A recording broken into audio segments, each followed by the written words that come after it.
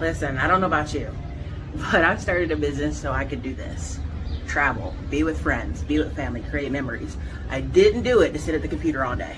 I didn't do it so that I could just be in countless emails and Zoom meetings. I did it to create opportunities for myself and opportunities for others. So listen, if that's something that interests you, enjoying time with your friends, being out and about, definitely drop by Erica Williams' Classy Climb blog. Check out the YouTube channel. We've got over 2,000 videos of free information that's actually changed people's lives. People actually post their new jobs, their new careers, their new businesses all the time over at the channel.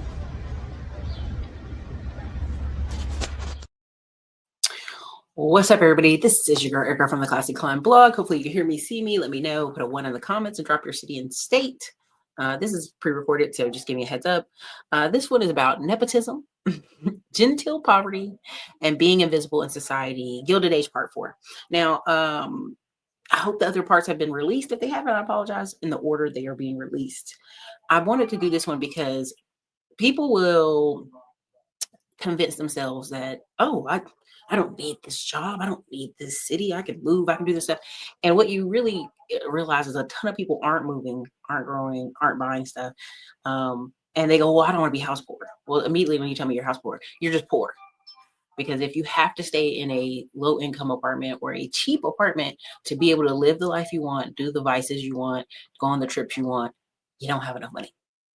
So there's that one part. Let's get in here. Let me show you. And I want to go over, a lot of people think, well, Erica, you're talking about black versus white, poor versus rich. No, I'm talking about within its own Asian community. I have an Asian man here who's Filipinos, Cambodians, Vietnamese are all considered lower Asians, darker skin, more true to what their color is, basically.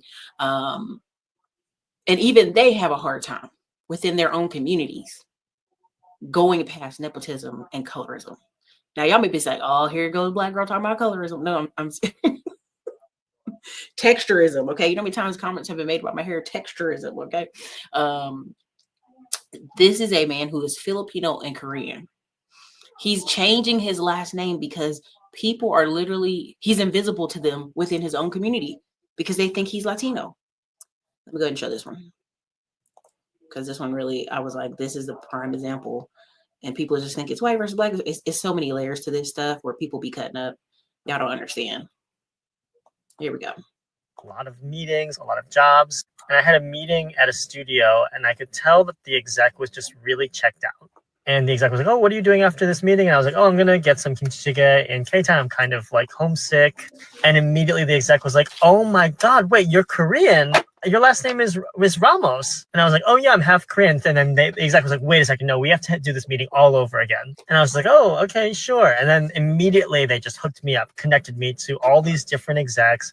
I had a bunch of different meetings, a bunch of different pitches. And then literally 2 weeks later, I've been wanting to get a meeting with this one exec for like maybe 6 months because they were Korean, I'm Korean, and they just never would give me a time of day. And I had met them maybe for like a third or fourth time at an event. And my Taiwanese friend, I've told this story before, my Taiwanese friend was just like, went up to this exec, was like, why haven't you had a meeting with Nathan yet? Like, he's Korean. Like, you Koreans need to work together. And he was like, wait a second, you're Korean? Oh my gosh, no, you have to meet the whole team. You have to meet everybody. And so immediately, like, the doors were open. And so I actually then talked to my reps, my agents and manager, and I was just like, hey, this is happening a lot, that I have this like Spanish last name, but like a lot of Asian people are not wanting to meet with me. And I was like, to my agent's credit, they were like, listen, like, your talent's gonna like, you know, shine for itself. But I was like, should I change my last name? Like, should I just add like a Korean flair to my last name? And my agent like threaded the needle perfectly. At the time, she said, it never hurts to show everyone every part of who you are when you're trying to sell yourself. And so the second I added Park on, I got all these meetings with all these execs because like East Asian, you know, Korean was and still is in the industry. And so whether it is like unconscious bias, whether it is actual racism and xenophobia towards Filipinos or towards anyone with a Spanish last name that is brown, like that's the reality of what we're working with here in the US. So I don't know. I just thought I would share that during these times. It's like, why are people not caring about what's happening to immigrants? It's because like they don't see them as people. Like that is the reality. So I changed my last name from Ramos to Ramos. Okay, so why did I share that? Because many people are going to say, "Oh, it's black versus white. You don't understand being a black person." Y'all, it's everybody. Everybody can get it. There is a level in our society of people who hold the chairs, who sometimes hold doors, and we do call it gatekeepers, but it is association of just themselves, right? So if you look at most Netflix channels and TV, even they have a show that just came out called Butterfly or something series, and people are like, "Oh, it sucks," but a lot of Asian people are like, "Oh my God, it's great." It's like a mostly Asian cast. Um, and you have to understand when people get into power, they're going to let more people like themselves in as just echo men, yes men. That's why when people talk about, I'm just going to go buy a business haircut, depending on the business you buy, you're going to deal with a whole staff who are mimic or similar to one or two people in the office, because one or two people in office made the whole decision to hire all those people. So people was like, I'm just going to buy a business. Listen, I'm not against it. Actually in process doing it. More conversation about that in Middleman to Millions. But what you're coming up against again is the office already has how they do things. Now here you are, the changing force. Now you either got to come in really hard changing things, or you got to gradually change things. And either way, you're going to do the hard work of making a certain culture there. It just is what it is. So why does that matter? Because people think nepotism is just finance bros, Harvard law, all this. These are the people who are in hiring chairs, deciding who gets hired. It's very important. I think a lot of times now, and why do I say it's important? When someone tells me they're middle class, they got a boat, they got this house, they got a beach house. If you can't get one of your adult kids a job or some type of opportunity, you can't put them on payroll. You're not middle class. I know. I'm spoiling people's summer. But whenever I see these stories like my kid went to college and did everything right and they can't get a job. So you tell me you've been working somewhere 10, 20 years and nobody at your job will give your kid a chance? I'm not even talking about factory workers. I'm talking about regular people working a job. I'm talking about, I know people who work at school systems were able to get their kids jobs, teachers, janitors, something, you know. Like, and family members worked at community college. They were going to let me work at a community college. Okay. You have to understand, like, when somebody sits here and tries to tell you they're middle class and they can't even get a referral for their child to go somewhere to work, you're not middle class. You're not. So let me show you this one. I know two people who've done this same exact thing he's talking about in this video. They knew there was a layoff was coming and just slid into another department at Dale. Another person slid into another department at H. It's not even, this is very common, but I like that he recorded it because you guys should hear it. Get into there. Hold on a second. Here we go. One of her friends from another department offered her a job the day before in a different part of the company, and she was able to resign from her current role the day before that she was supposed to be fired and started up in a different position within the company. And none of that would have been possible if she didn't have some good friends in some good places. It's important to do your work hard and everything, but you definitely got to make some friends along the way. A friend of mine who is a senior executive at a company, she was about to be fired from her position, but the day before she was about to be fired, one of her friends from another department offered her a job the day before in a different part of the company, and she was able to resign from her current role the day before that she was supposed to be fired and started up in a different position within the company. And none of that would have been possible if she didn't have some good friends in some good places. It's important to do your work hard and everything, but you definitely got to make some friends along the way. A friend of mine who is a senior executive at a company, she was about to be fired from her position, but the day before she was about to be fired. Okay, I think that played twice. Sorry. Go check out this guy's page. It's very informative. His name is David Engine, whatever. 32,000 followers. That's a lot of corporate America talk, but I've talked to you guys a lot about where he'll say it's not who the tech bro is not going to get super, this or get super far. What's going to happen is people are going to buy up companies in bunches and little umbrellas. They're already doing that. Like I was at Apex Entourage and a lot of the guys there were buying up 2 or 3 roofing companies. and just putting them under one umbrella. They still had the same t-shirts, same different dudes knocking doors in different neighborhoods. So it looks like there's like bunches of people knocking these doors, but it's really just it's all under one umbrella. But essentially, they still kept their individual offices, individual t-shirts, and branding on the trucks. And mostly it's just with roofing, especially in the DFW area. It's just the people who are doing the fulfillment. It's the same couple of Hispanic companies making millions doing all the fulfillment of the companies. And that's, I want people to understand that. So I went to this multi-million-dollar business coaching, and they said something that I couldn't really believe. You can retire from all the things that you don't like doing in your business and hire people to do all the things you don't like, and so then you're only doing things that you do like. I've never heard of such bogus, because when you're building something great, you're going to have to do some things that you don't like. And you look at Elon, he gets all the problems that his people can't quite seem to figure out. And there's a quote by Muhammad Ali: I only go to the gym on days that I want to and on days that I don't want to. Not every day is going to be sunshine and rainbows, and that's just something you're going to have to be okay with. I went to this. Okay, and so that's another 100% truth. It's everybody thinks they're going to buy a business so they can skip all the stuff they don't want to do. No, you still are going to have to review, check on reports. Again, there's the black lady or she's like Samoan in black. She stole like $1 million from her company. And it's all because the owner was not checking the reports. It wasn't until somebody else, an outside audit, came in and was like, oh, for the past 3 years, she's stolen $1 million. You have to still check on your business and see what's going on with it. So this is, always when I hear this, it hurts me a bit. Okay, let me show you this one. There's so many good ones I have for y'all today. This one right here is when people talk to me about Army, like, oh, why would anybody join the Army or Air Force? It's life-changing, life-altering. It is one of the vehicles that takes people into middle class. It's one of the vehicles that you don't see so many homeless black older men out here because they have military benefits and it's enough to put them in a house or some type of housing. That's why when I see somebody homeless and they're like, I'm a military vet, I'm like, you're a liar. You're a liar, because you can go walk your right over there and then you will be taken care of. That's why when I hear all these horror stories online, these homeless vets, it is someone who doesn't want to do paperwork, doesn't want to pay attention. And people go, we should just help them where they are. So you want us to kidnap vets and put them in housing? Stop it. You don't want that. Nobody does. We want them to come to their senses. Here we go. Let's share this tab right here. And you can go check his channel out. It's amazing. He does a great job. His wife is very pretty. Let me go here. And I had nothing at that time. So for starters, my college was covered through tuition assistance. So I completed 3 degrees and 1 certificate. And my wife even got access to a scholarship program designed for military spouses where she completed her master's degree for free.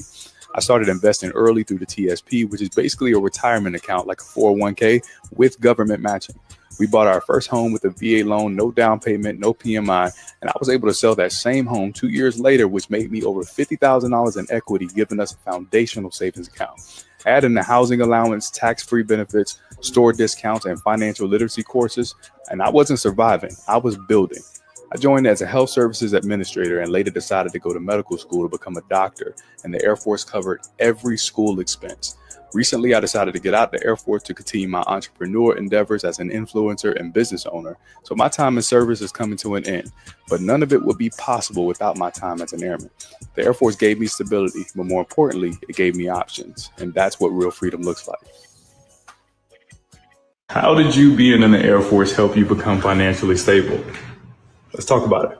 Joining the Air Force was hands down the best financial decision I've ever made. And it's not just because of the steady paychecks or free healthcare, but because of the resources it gave me. I was 20 years old when I joined and I had nothing at that time. So for starters, my college was covered through tuition assistance. So I completed 3 degrees and 1 certificate. And my wife even got access to it. Okay. If you go on his page, sorry, not this video. I thought I picked the right one. I didn't. This is how lucrative social media is. That you are going to school to be a doctor. And you're like, you know what? I can make 200 to 300K a year off the social media, off a few sponsorships, a few programs, 1 or 2 courses. Like, I might as well stay and do this. Okay. No disrespect, being a doctor is very, very hard. But I just want to understand what he is describing the options of choices is not just because he joined the military Air Force, because there's a ton of people join the Air Force military and spend their time drinking, cutting up, getting girls pregnant, acting a fool. someone who has, these are just opportunities. And I consider them to be middle class to upper middle class opportunities. There are a lot of people who do service and then go into government positions and work making 100K a year for the next, 80K a year at some government GS job for the next 10 to 15 years of their life. So they go from one government job to the next, right? They just do a 40-year run basically of government jobs. Depending on what they come in, there's people that are doing tech.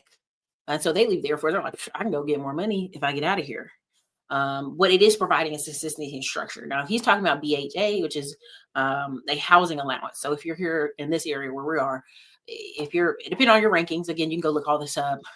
But somebody who's an E3 can get $1,700 if they have kids for a housing expense. So now what does that mean? Okay, I'm gonna get $1,700, but if I just go find a house for $1,200, I get to pocket that extra money, right? So that's some of the people's mindset around this. But again, he has a really good page. You should check him out. Again, he's in that Maryland area. These are areas that consistently have well-to-do Black people. They just do. You can go watch a lot of this stuff and listen to what they talk about and how important it is to choose a good wife. And how she comes from a family of two parents. And his mother's going in and out of jail for whatever reasons. And his father's the ghost or selling drugs combination is what he was talking about. And so you just have to go watch his page. Like, again, most people are thinking, oh, you join the Air Force to do A, B, and C, get the Hellcat Charger. But no, a lot of these people, if done correctly, can be financially in a great position. So definitely check it out for yourself. And again, there's so much I could go over about the importance of. And the last thing I want to leave with you students before I take my seat, I want you to know that because of where you come from and what you look like, some people are going to have some opinions about you. They're going to already judge you before they even know you. And people that have opinions about you that don't even know you, you know what we call that? We call that projection. They're projecting how they feel about the world and their perspective on the world and their feelings about themselves onto you. But we don't internalize projection. We don't internalize those things. And what makes it even worse is that some days you may feel down yourself. And so your opinion about yourself may be low. And sometimes you may feel good about yourself. And so your opinion about yourself may be high. But that's unstable. So I got something that outranks feelings, opinion, and projection, and that's the truth. So let me give you a little bit of truth about yourself. The truth is that you are fearfully and wonderfully made. The truth is that you are beautiful, you are bold, and you are brilliant. The truth is that you are strong, you are smart, and you are capable. The truth is that you are passionate, you are driven, and you are ambitious. The truth is that you are chosen, you are somebody, and you are enough. So always remember, your hardships are connected to your purpose. You never have to be perfect, and the truth will lift you up when you are feeling down. Congratulations. We are all so proud of you. God bless you guys. Okay, listen. You already know. I love all of it. Let me go on to the next, though. This is I like this person because I followed them years ago. And it's Eric Gusher right here. This is many years ago. He's a lawyer, but he's into real estate, new construction. He'd been a lawyer for a while. Then all of a sudden during the pandemic, he was like, you know what? It's time for some new construction and to buy a plane, baby. Now, with crazy part, his wife is not even that young. She just looks really young, and people make so many comments online. And he's like, I'm like, sometimes people be looking young, and ain't nothing they can do about that. Hold on one second, y'all. Let me see here.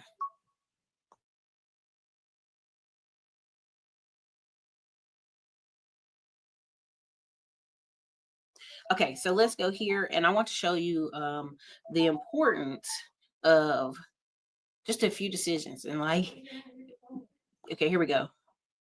Down to Bay St. Louis, Mississippi today, which is near Gulfport. We have great views today. We're holding at 6,500 feet. That's our route. That is the plan for me to land. See, the good thing about airplanes is you can go to a meeting. I can have my meeting. I expect to get there at 10:10, 10:15. Have my meeting at 11, and I can meeting lasts 2 hours. I'll be home by 3 o'clock. That is the best benefit of general aviation. You can fly, my brother Roger, have your meeting, I can go see sites, and I can be home.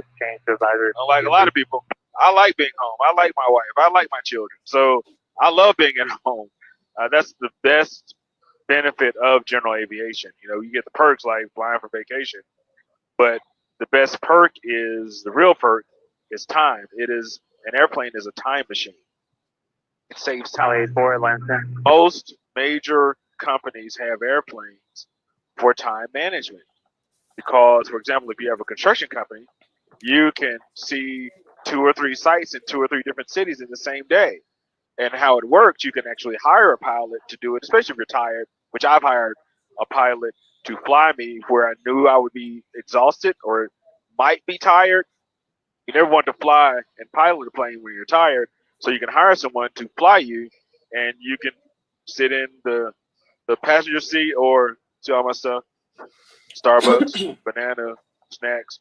But you can hire someone to fly you. That is the big benefit of general aviation. Okay. I followed him during the Dr. Boyce years and all that other stuff. But again, there are people, more and more people out here like this. These are just the folks choosing to let you see them. You see what I'm saying? Like,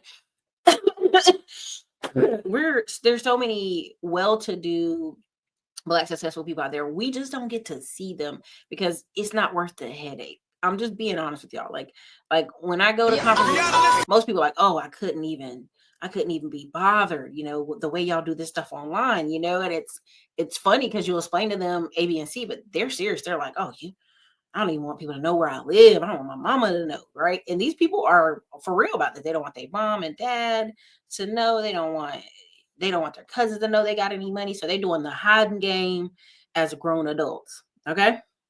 Which is crazy to me. Now, if you go here, this is his page. This is his wife, beautiful girl. She's literally just like 5 years younger than him. She just looks so young, and people made so many comments. And he was like, I remember her coming out saying, I'm 35. And that made sense because he was like 43, 42. It was like, yeah, they met in positive circles. And so I just thought that was so crazy how people acted when they first got married on social media. But that's been a minute because you see all these kids, right? So anyway, again, you can see her page. You can check out all this stuff. Again, what I love is the pivot is amazing. When you can just pivot, no problem. I'm an attorney, but you know what? Construction gonna make this money. You know what? I'm gonna build this stuff. And he was showing how he was buying buildings in the area. I just want you to understand, like, this is a $1 million plane. It's a 1.1 right now. Now you can get this plane used for about 900 or at lowest 875. I like this one, but I just want you to know it ain't no chump change. But it do save you from having to be in commercial spaces because that's the worst. I'm so for real. Y'all think I be joking about being on flights is the worst for me. It's just the people you interact with, the area. I can't take it. But yeah, this is the next step in the journey for a lot of people once they get some business about them, or they just, you know, book private planes. Again, Gusher Development. Okay. I just go look at his LinkedIn. You can see it ain't been that long since this all happened, since this all started. It's only been a couple years. So, but I just want you to understand, I have a video out there. I don't know if it's released yet. It's basically saying in 6 months, you can have a whole new person. 6 months of you versus nepotism, I think is what it's called. But you guys can go see if it's out. If it's not out yet, my bad. But yeah, you can check this out. It's 2023. He ain't been long started doing a lot of this stuff. But I just want you to understand how you can just completely 180 your life with a few choices. Let me go on to the next. Let me do this one right here. This is important. Because you don't show any darn taxes. If you want to get a house, then you have to do like a DS. Oh, let's do it again. Sorry. To my self-employed people, you've got to file and pay your taxes correctly.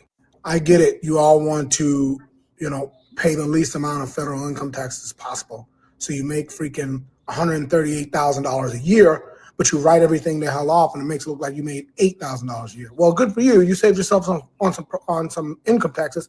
But guess what? Now you can't get a house because you don't show any darn taxes.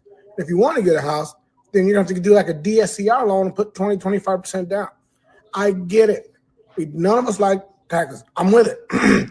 But you can't write everything off just so you can save some taxes. You will be a forever renter. I know self-employed people that make well over 6 figures a year and are renting because their taxes are so beat because they wrote everything off, okay? So there's a way to do things and there's a way to do things here, okay? You got to show that you made some income. If you made 100 grand, don't write it down to freaking 3 grand, but make it look like you made 60. You won't owe that much taxes and you still made 60 grand and we could buy you a nice joint, okay? So you got to look, we live in America. You got to pay your damn taxes or at least show them, okay? So what the heck are you waiting for? Get out there and go do it. Okay, this is one of the biggest conversations I have with y'all. This is why I wanted to do a whole series on mortgages, but I said, oh well, we'll save it for another day. This is a big deal. 99% of this country works off W-2s and pay stubs, and let me see what your pay stubs look like. And then that's what the system is built like. So if you want to do anything alternative outside the system, you want to own your own business, you want to own it for years, you have to pay taxes. I can't tell you the countless number of business owners I know, especially African-American business owners in Atlanta, New York, when the 2020 was going on, everybody was like, and they was trying to write off everything. And there were several of them going, don't do that. I can't even name a few of the famous mortgage people you see online. They were like, don't do that. Y'all need to claim somebody to just take the hit and go buy all the stuff in the houses you want. And a lot of them listened to them and they did buy the houses they wanted in Dallas and Atlanta and Florida and Georgia and parts of Virginia, like really nice houses. They enjoying the appreciation. That's why I told y'all, a lot of people, y'all say, well, I don't see them no more. They must not be selling courses or anything more. Baby, they are into the upper middle class now. And I'm going to show the whiteboard Truth and Justice, but they are in a position now, they don't have to do it. There's 2 people I know who had 18 Turo cars, and then they had 10 Airbnbs at their height in Chicago. And then they literally made so much money. They were like, I'm done. I just can't stay online. I'm done. You know, or I had several people that I knew bought 2-3 houses in Atlanta during the pandemic and was like, this is crazy money. And they're still good. They don't have to come back out and do social media. Now, there's nothing wrong with social media. Social media can bring you 100 to 400,000 a year income. It's good money. Even at lower levels. I've talked about that ad nauseum for 10 years in digital real estate.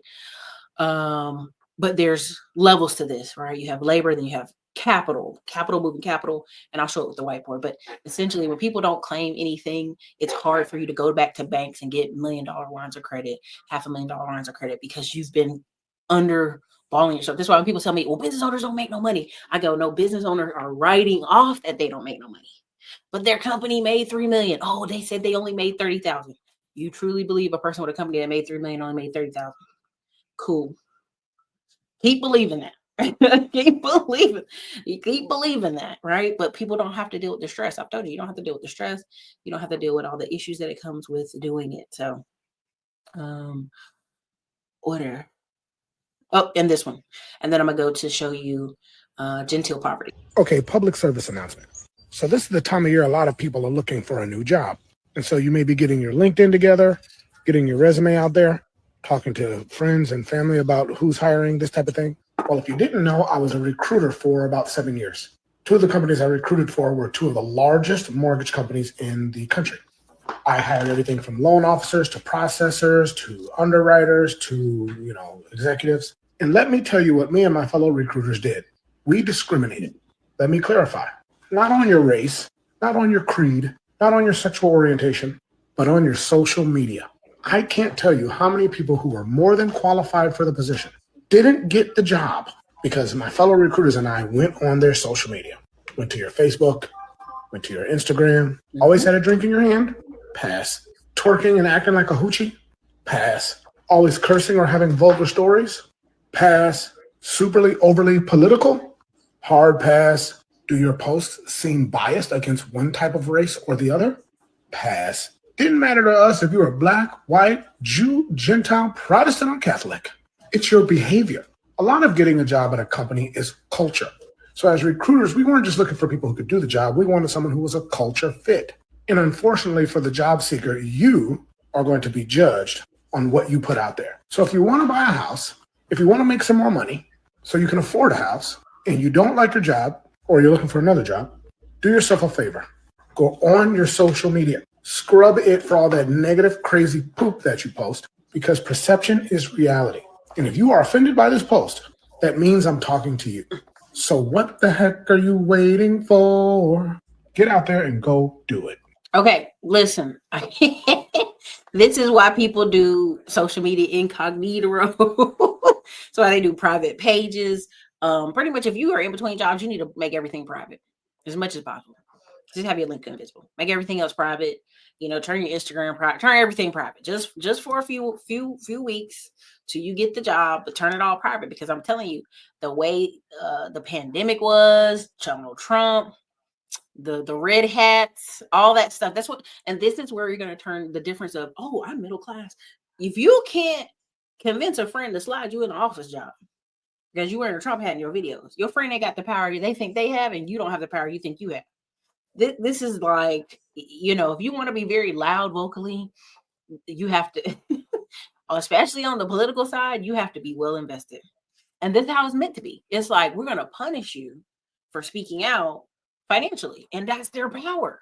But they don't have that power over you if what? If you own your own company, if you, even there's been cases where people have had racist outbursts and all this stuff, and they're like, we're going to get them. Come to find out they own their own business. You know, come to find out, you know, oh, like especially the Asian community, when something racist happens in them shops, they go, oh, I sold it. We no longer, it's new owners. All they did was switch it over to their cousin, their mom, their sibling, somebody else, somebody that's related to them. And we see it all the time. They do a deep dive on this, on the story 2 weeks later. Oh, we found out this is the cousin of the nail salon owner. Nothing changed, just some paperwork, some names on some paperwork. And so you really are almost untouchable when it comes to that side of the business. Okay, so many of you are going to see this video and you're going, Erica, why are you giving these people a hard time? This is their dream cottage. I want you to really listen and read between the lines. If you have good detective skills, you can read between the lines, right? This is a situation where the woman, they left from East Coast to Texas, but then couldn't make it in Texas, moved back to South Carolina, and then couldn't find a house. There are houses in South Carolina right now on the MLS, realtor.com, that you can pull up for $150,000 to $180,000 to $200,000. What they're saying is, we can't afford that. So we don't put $60,000 into a cottage. We don't build a garage. We done did all these trinkets of middle classness, but we really aren't middle class. And instead of buying an RV and having to realize I live in an RV, she wants to hold on to the delulu that they are middle class. You know, that she can stay home and have these 4 boys and he can just work. And again, this comes when you have a blue collar husband who makes a lot of money. But again, there's somewhere in the story, why did they leave Texas? Because it's just, parts of Texas are just astronomically growing. There's companies, people coming in, becoming millionaires. If you move back, you usually move back home with more money in your pocket. So I'm gonna play a snippet of this, and then I just want y'all to pay attention to the wordage. Okay, they converted a shed into a dream cottage. Okay, for who? All right, this is when people can't recognize they're in Genteel property and they're trying to hold on to delusions of grandeur. Okay, so here we go. To convert a shed into a home, it's custom to what you really want, and it's affordable.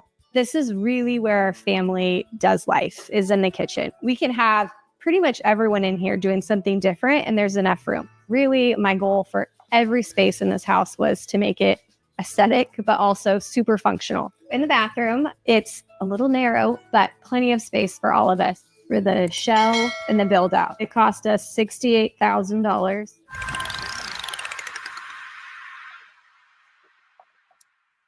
Hi, we're the Hollands. Welcome to our shed house.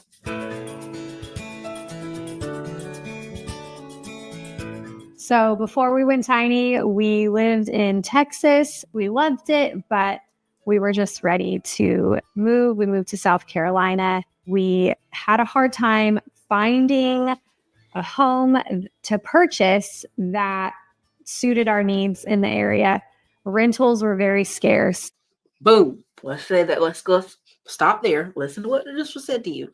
We were in Texas. We loved it, but we were ready to move. Why would you be ready to move? Because I can't get the financial life or positioning or status or whatever it is I'm looking for. So let's move to the next. Like, again, what you're seeing a lot of millennials again are like 29 to 42 right now, if I'm not mistaken the math, or like, 29 to 42. These people are moving. Still, they'll be like, oh, I was in Austin, now I'm in New York, or oh, I was here in Virginia, now I moved somewhere else. The every second tier city, trust me, I've been working on it. that you see on any list, those are millennials moving. And then they're also the Gen Z moving, but it's mostly like the millennials coming to Austin and Dallas, the Gen Z going to Houston, going to Nashville, going to in between cities. And they have to, in order to be able to get in where it's cheap enough for them to buy a house, be in a emerging market, kind of get their boots on the ground, kind of be in the mix. Because I've heard people say, well, I went to Raleigh and it's like everybody was already in their cliques and friends, but Raleigh's very much a transition city. Like you should be able to find somewhere to get in, fit in.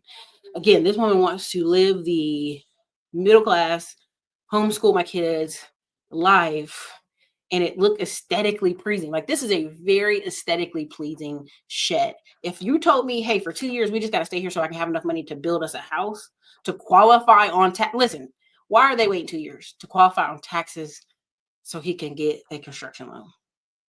When, to be truthfully honest, depending on where they wanted to put that house, which I think they're going to put it right in that same spot, you just need a slab, get the 20 grand for the slab, and then start going, or wait a few months, then build the rest. But people don't want to hear the truth.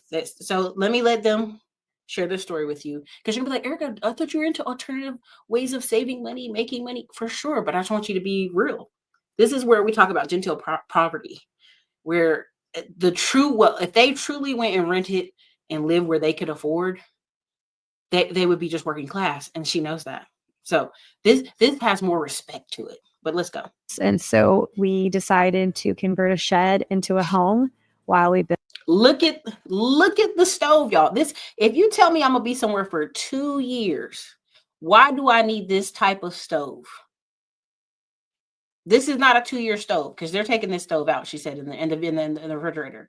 This is someone who wants a Pinterest life.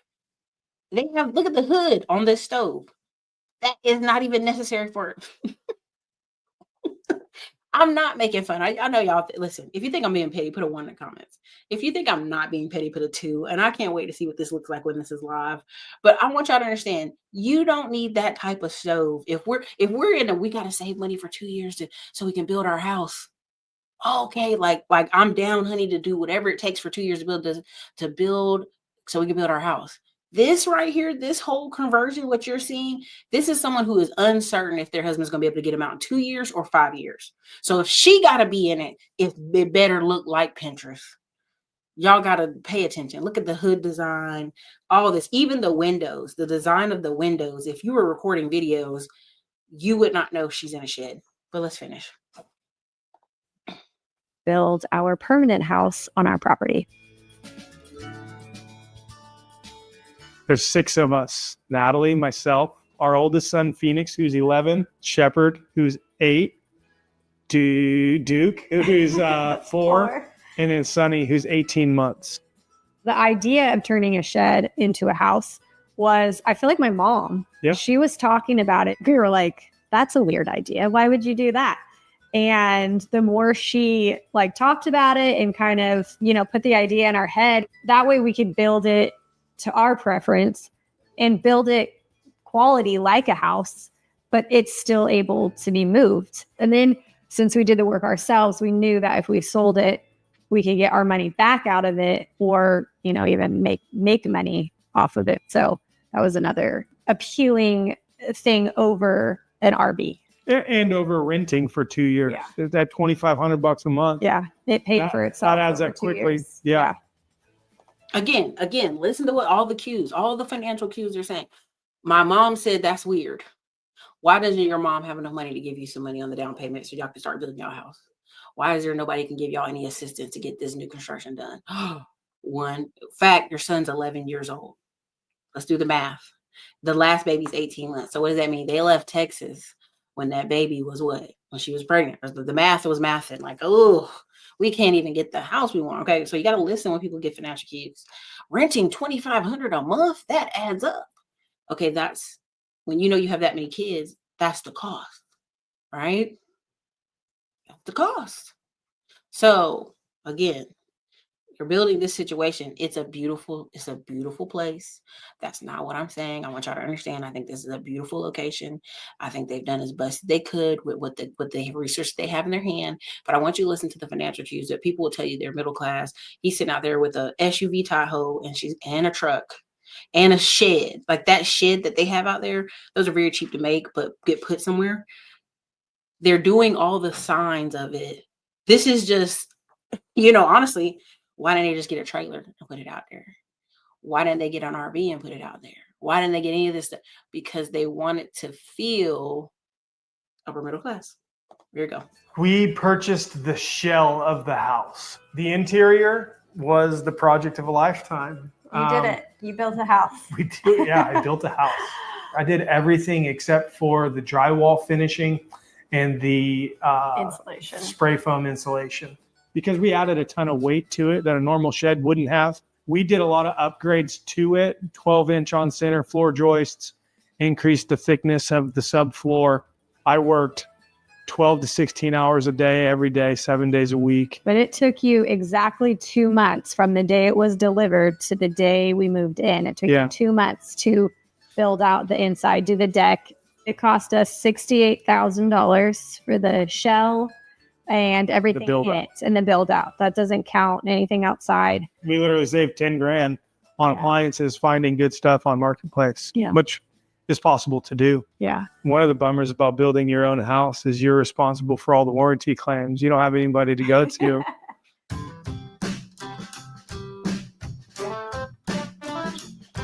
I want you to understand, if he can do that in 2 months, he could have did that with, once the foundation was poured, he could have did that same amount of work in an actual house. But what it is they don't want like just a ranch style starter home. They want the bad boy. You know what I mean? The big daddy that's going to cost them $150,000 in supplies. Right. And again, even if you go to your bank, your local bank, and you said, oh, we've done the slab. We've started the foundation. We need more money. Take a loan out against this house. They would have been able to get it. So again, when people, the average person watching this is like, Erica, you're being too harsh, too critical. And I get it. But when you actually deal in the math and financial space and construction space, and you start hearing some of these numbers, you're going, that doesn't make sense. Because 1, 2, 3. 1, 2, 3 equals 4. 1 plus 2 equals 3. And 3 plus 2 equals 5. Like, you just know basic math in basic situations. Hey guys, I'm going to show you the outside of our 16 by 48 shed conversion. Being that it is a smaller home, we wanted to make sure we maximize the impact of the outdoor space that we made. What I'm standing on now is just a wood deck. I literally found some pallets that were on Marketplace for $50 a piece. Not ideal for a long-term deck solution, but being that this is a temporary living situation for us, I made the best of it. The construction of this deck took me a day. I literally just brought in pre-constructed pallets, put them on some concrete blocks, added the railing so the baby doesn't fall off into the abyss. The exterior lights, whenever we decide to sell it and move it down the road, the stuff that you're going to see that's attached to the sides of it will have to come off because by law it has to be 16 feet wide or less. But I'll show you in a minute. On both ends, we have an AC unit and then the water heater and the electric panel that will stay whenever it sells. When this thing got delivered, they dropped it on the road and dollied it all the way in to where it sits now. And then part of the delivery process was they leveled it as well. So it was really kind of fascinating to watch a small dolly move this huge monstrosity of a shed 100 yards or so to its final resting place. Moving over here, we've got the mini split system. One thing that I wanted to do with the mini split, the water plumbing, the electrical, was I wanted to make sure that I was tucked up underneath the skids of the shed so that if and when we decide to sell it down. Okay, listen. Y'all got the gist of what I was trying to say. I hope you got the gist of what I was trying to show you here. And like, I think it's beautiful. I think it's a very well done house. That channel is a great channel.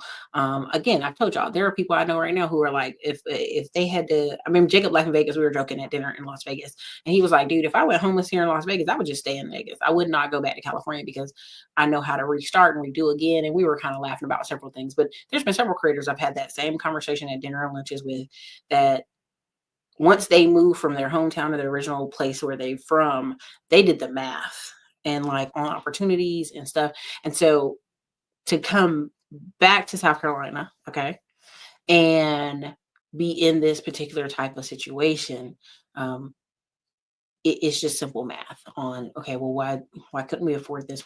What's the local banks? Like before I leave Texas, even getting back, if I knew I was already going to acquire this land, I'd be back and forth in conversations with banks before I left Texas to get the construction loan done. So listen, I get it. You have 4 kids, stuff happens. She's getting ready to have a baby. She just want to be home with her family or wherever. No problem. It's not what I'm not complaining to that effect. I just want y'all to understand, like when y'all are watching some of these commentary, you have to really be listening and like what's being said in between the lines. So let me show you this. Y'all know my favorite tab is the whiteboard of truth and justice. And I just want to go over one more time and break up why am I even on this series about nepotism and changing your last name and who you're competing out with in the real world, because I want people to understand the actual game that's in front of them. And if you're okay with where you are in the game, just keep playing that part of the game. All right. So working class called or labor. Now, let's be very clear. This can even be business owners. All right. So if you have to work, or if you don't work in less than 2 weeks, everything goes to puts, including business owners. It means you have no real savings, no real cushion. You are not middle class. You are working class. And honestly, you're almost borderline poor class, because what's happening is people will sit here and say, well, anybody can be homeless. Everybody's one paycheck from homelessness. No, they're not. You should never be one paycheck from homelessness. It should be a series of unfortunate catastrophes that have happened over like a 2-year window that got you there. Right. Now, if somebody says, hey, I had a medical emergency, I had a stroke, or I was in a hospital, or I had a heart attack or a car accident, and I was in the hospital for 6 weeks, and then I was another set of weeks was gone and something happened, that is completely understandable. They even had a Black man who went to jail because I guess he was talking real reckless online, and FBI arrested him, and he went to jail for maybe like 3 months. And within 3 months, he lost his house. I said, that's not legally, that doesn't happen anywhere. You're telling me his whole family, nobody could pay his mortgage for 3 months. Okay. And then foreclosures don't even work like that. Foreclosures are already a 3-year process. So you're telling me the brother has been behind his mortgage payments for years at this point in order for them to expedite or speed up them to get the house while he's in jail for 3 months. That's the only way. So what happens is when people tell you these stories, it just takes basic math and basic 2 + 2 = 4 brain deduction to go, no, something's off about that story. Or why were you in jail? Why didn't you take a loan? Why didn't you bond yourself out on your house? Okay, he couldn't bond himself out on his house because he was behind on his mortgage payments. And so then it was in the presence of foreclosure. So my even second, third conversation like that is like, why is that brother online talking crazy enough for the FBI to come get him when he should be somewhere working and figuring out how to pay his down his debt? Again, when people don't know where they are in their class, they make dangerous habits, dangerous assumptions, and do reckless stuff. When people tell me, oh, I was doing okay till this happened, you are not doing okay. You're telling yourself a version of the story of your history that's just not honestly true. And that's why I love math, because math will clear you out of the room quick. Okay. So again, you're working class. There's nothing wrong with that. Use that money to get yourself a condition. Like when I talk about business owners not being able to leave for 2 weeks, I'm talking about hair, barbers, I'm talking about I can even be talking about plumbers. I can talk to a lot of people. If they can't leave it for 2 weeks and it still rock and go on without them, it's not really a business, it's a job. Okay. Now, capital gain. A lot of people talk about capital gain and capital level, and they're not there. They may have some sprinklings of there, but they're not there. What is capital gain? When you see people who are like, oh, I bought a business, I'm buying assets, and you say similar trucks, you say rental properties, you say anything that ATMs, swipe machines, any of that stuff, right? Middleman to middle businesses, right? You could take an extended break for 1 to 6 months. There are several people I know who the reason they're a great real estate agent now and made all this money and a great broker is they had a $20K credit card and it floated their rent for 90 days so that all their properties that were in contract could close and put them to the next level, right? And so if you don't have any cushion, you can't do that. You can't take a break for 1 to 6 months. You can't move around like that because you don't have the capital. Okay. Stocks, ticket resale. Again, when I was saying in the beginning of the show, if your parents can't slide you into a business or a home, they can't give you some down payment money. They can't help you get a job at one of their friends' offices. You're not, you guys are working poor or working class, right? Okay. Another thing, when people start talking about apartment buildings, commercial buildings, franchises, heavy level stuff, you're talking about OPM heavy. You're talking about banks, government, states, and cities. Essentially funding your company, funding your government contract, funding your operation at a higher level. That's what you're talking about when you do that level. Capital gain can get you, if you got 20 to 50K, we told you that many videos here, that's enough capital to kind of do to start a business, run a business, run a little bit of stocks, ticket resale, countless opportunities. But if you don't have the capital, you don't have the capital, and that's fine. Now you're gonna say, Erica, how can I get the capital? We talked about this a lot. Save $27 a day for a year. You're talking about 10K at the end of next year. You know, 365 days later, you're talking about 10K in your bank account, if nothing else, right? When you'll have a windfall, a car accident or something, that money needs to be saved, right? When you switch jobs, I mean, really job hopping is the way you're going to keep getting the job raises and increases. And you have to start figuring out how to save $500 a month into some type of stock that's paying a dividend, build that up, and then take a loan out against that money on the account. Because so many people think, what's happening to these people at this level, it's really just bad decision making. So let me show you this one other thing before I roll out of here. Show you this tab. This is Adam Berry. He's in his third season as a Philadelphia Eagles vice president opportunities and strategy, but his professional background isn't football, it's finance. And that was the key in Howie Rosamond's decision to hire Berry in 2022. Because Berry ran a business at Goldman Sachs, he better understood Rosamond's decision making and the dynamics of staff development while navigating different stakeholders. While the product is different, you're not necessarily trading bonds or things like that. A lot of mechanics are the same.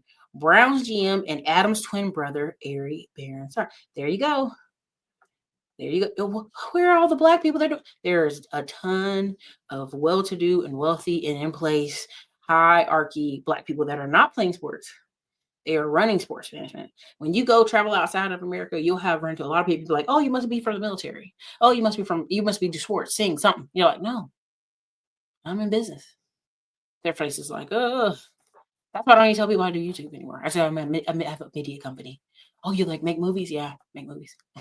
I don't even tell them that because I just know where their brain goes. And so I'm gonna literally start being like, I just start telling people I'm in finance. Like I have the video talking about how to like drastically change your identity in 6 months. I have a whole video on that. I'm telling you, like we talk about finance bros, stock bros, any of these people, you can drastically change your image quickly. Go look them up. Don't let me stop you from researching all these things on your own. Let me do like this. Okay. Oh my God, were you able to see the whiteboard at big level? You probably weren't. Let me go back real quick. Did y'all see the whiteboard at this size? Put a 1 in the comments if you did or you didn't. I don't know. But long story short, that's, again, working class at the bottom. Work less 2 weeks. There's a problem. Second level is get capital gain. Game, if you can sell ticket resale, stocks, wholesale items on freaking Amazon. You can start companies. Again, I talked to y'all about the supplement company and how there's a lot of folks who are really essential oils, teas, all that stuff. That's going to be really big the next 2 to 5 years, and y'all don't even know it. Like it's going to be Grant Cardone, 10X Health, all that stuff. There's a reason he's like, that's my Grant Cardone's reaction to 10X Health. He knows he's about to hit a wave. Like he left the car sales thing. Andy Elliott took all his car sales stuff anyway. He was already phasing out of the salesman market. That's why they Grant Cardone and the 10X and Cardone Ventures transitioned into, let's get these business owners skilled up and investing with me, or let's buy their business. So then when they got the 10X Health, he knew this was our unicorn. This is going to make us $1 billion. This is going to, we're going to be in circles with the stock market people now, for real. Grant knows. Grant ain't stupid. He realizes he's the 60-some-year-old plus white dude in the room, and he really has the energy to be like, this is just the beginning. And so you may not like him, you may not agree with his style, but he's at next level OPM game. So look, capital gain, again, just want y'all to see that. Buying businesses, buying asset, middleman to millions. You're really just managing people and taking breaks. Can you take an extended break at that level? OPM, government level, buildings, franchise, all that good stuff. So we've talked about it, but that's what I have for y'all today. I hope this was informative. Hope it helped y'all make some decisions. Hope it helped you make some good decisions on things. If not, let me know. But also, I just want to make sure you guys understand, like, the power's in ownership and it's in land. And either you learn how to play the game or you're going to be invisible in society. And what do I mean invisible in society? Again, people complaining. All these people see online saying, I'm applying for 200, 500 jobs a day. And you ask them the question, who's your recruiter? Who are you talking to? Who's in your network? They ain't got nobody. It's equivalent to being invisible in society. All these people complaining about being house poor in society. Really what they're saying is I can't afford to go to Vegas and goof off and go on trips and buy another car because I got this house payment. Oh my God. This crazy. This is the time, right? There are so many videos where people like, quit telling people they need to change careers or get a trade. And I started laughing because I want to say, young lady, you don't need a master's degree. You just need to move either cities or you need to get a trade where people are looking for it. Even when I saw a video about Texas job market, I just started laughing. In the comments, I'm trolling people hard. I'm like, so what's your trade? What do you do? How come you've been looking for a job for 6 months? What is it in? Like, people don't want to have honest conversation about what their actual skill level is, because then that will remind them again, you are not in the middle class. You're in Genteel property. You're precariat class. You have shiny certificates, but really no use because somebody would have plucked you, or you would have already in the 6 months period started some type of business. Simple as that. So anyway, you guys, this is Gilded Age Part 4. We'll do the video, I think 6 months to new identity or something here soon. So anyways, you guys, this is your girl Erica, Classic Clown Blog. Hope you guys enjoyed the content. Drop a 1 in the comments if you did, or leave me a comment after the video renders.